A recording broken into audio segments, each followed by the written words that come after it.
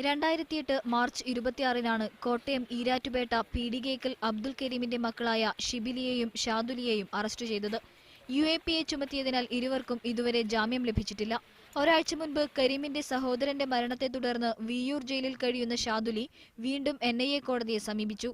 മരണവീട്, ഖബറടക്കിയ സ്ഥലം, സ്വന്തം വീട് എന്നിവ സന്ദർശിക്കാൻ 2 മണിക്കൂറാണ് കോടതി അനുവദിച്ചത്. ഉച്ചയോടെ വീട്ടിലെത്തിയ ഷാദുലിയെ സ്വീകരിക്കാൻ നൂറുകണക്കിന് ആളുകളാണ് വീട്ടിലും പരിസരത്തുമായി എത്തിയിരുന്നത്. വികാരനിർഭരമായ കൂടിക്കാഴ്ചകളായിരുന്നു അവിടെ നടന്നത്.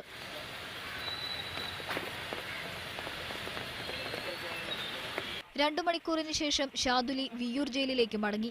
മധ്യപ്രദേശിലെ ഇൻഡോറിൽ എഞ്ചിനീയറായിരുന്ന ഷിബിലിയെ കാണാനെത്തിയപ്പോഴായിരുന്നു അറസ്റ്റ് ചെയ്തത്. ജയിലിലായിരിക്കെ കർണാടകയിലും ഗുജറാത്തിലും കേരളത്തിലും നിരവധി കേസുകളിൽ ഇവരെ പ്രതി ചേർത്തു.